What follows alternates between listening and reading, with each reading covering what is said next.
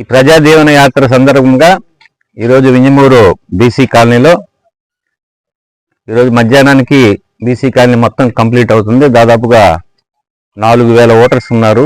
ఇక్కడ ఇంటింటికి వెళ్ళి తెలుగుదేశం పార్టీని గెలిపించాలని చెప్పేసి ప్రతి ఒక్కళ్ళు కూడా బ్రహ్మాండంగా నవ్వుతూ రిసీవ్ చేసుకుంటూ పోయినసారి పొరపాటు చేశామా, ఈసారి ఖచ్చితంగా తెలుగుదేశం పార్టీకి చేస్తామని చెప్పడం జరిగింది. నిన్న దాదాపుగా చింతలదేవిలో ఆ పంచాయతీలో 1100 ఓట్లు ఉంటే మొత్తం కంప్లీట్గా వన్ సైడ్గా వచ్చి తెలుగుదేశం పార్టీకి చేరారు.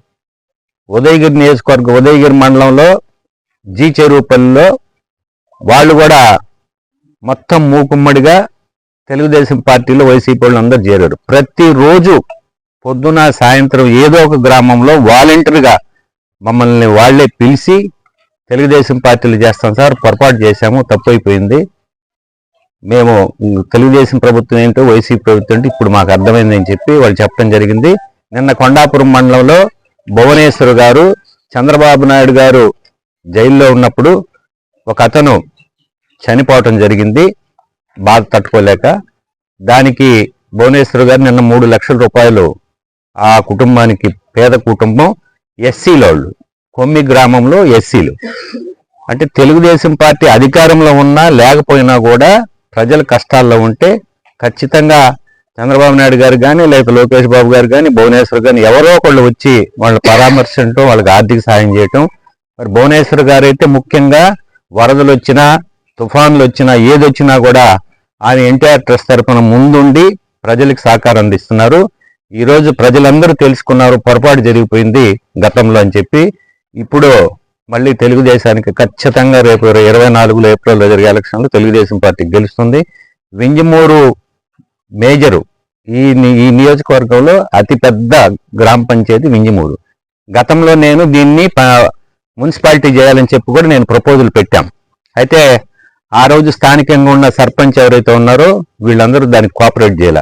ఈసారి ఖచ్చితంగా తెలుగుదేశం పార్టీ అన్నీ గెలుచుకుంటుంది సర్పంచులతో సహా. రేపు వింజమూరుని ఇది మున్సిపాలిటీ చేస్తామని చెప్పి సందర్భంగా తెలియజేస్తున్నా. అదే కాకుండా ఇక్కడ ఏదైతే సమ్మర్ స్టోరేజ్ ట్యాంక్ మనం టెండర్ బిల్స్ అన్నీ చేస్తే వాళ్ళు వచ్చి రివర్స్ స్టాండ్లో క్యాన్సిల్ చేయడం జరిగింది, దాన్ని కూడా కంప్లీట్ చేస్తాం. వింజమూరు టౌన్ని బ్రహ్మాండంగా తయారు చేస్తాం. ఇది మాత్రం ఖచ్చితంగా జరుగుతుంది. ఎందుకంటే దాదాపుగా 25 నుంచి 30 వేల జనాభా ఉన్నారు ఇక్కడ. గతంలోనే అయిపోయి ఉండేది, ఇక్కడ వైసీపీ వాళ్ళు అడ్డుకోవడం వల్ల కాలేదు. ఈసారి ఖచ్చితంగా చేస్తాం. ఇళ్ల పట్టాలు కానీ ఈరోజు ఇక్కడ చాలా మంది బీసీ కాలనీలో మాకు ఇళ్ల స్థలాలు ఇళ్ల పట్టాల గురించి చెప్తున్నారు. గతంలో వాళ్ళు ఏం చేశారు, 2019లో మా మీద తప్పుడు ప్రచారం చేశారు. ఈ చెరువులో సమ్మర్ స్టోరేజ్ ట్యాంక్ చేస్తే ఈ ఇళ్ళన్నీ పోతాయని చెప్పేసి తప్పుడు ప్రచారం చేశారు. అలాంటిది ఏం జరగదు. ఎవ్వరు కూడా ఇక్కడి నుంచి పోవాల్సిన అవసరం లేదు. ఎవరికి ఎక్కడెక్కడ ఉండే అక్కడ వాళ్ళకి డబుల్ బెడ్రూము కొత్తగా కూడా కన్స్ట్రక్ట్ చేసి ఇస్తామని చెప్పి గతంలో కూడా నేను చెప్పాను. ఆ విధంగా ఉదయగిరి వింజమూరు టౌన్లో ఏవైతే మురికివాడలు ఉన్నాయో వాటన్నిటిని కూడా 40-50 సంవత్సరాలు 40-50 ఏళ్ళు అయిపోయింది, అవన్నీ కట్టి ఈరోజు దయనీయ పరిస్థితిలో ఉంది. వాటిని రీహాబిలిటేట్ చేసి కొత్తగా ఇళ్లు కట్టడం కూడా జరుగుతుంది.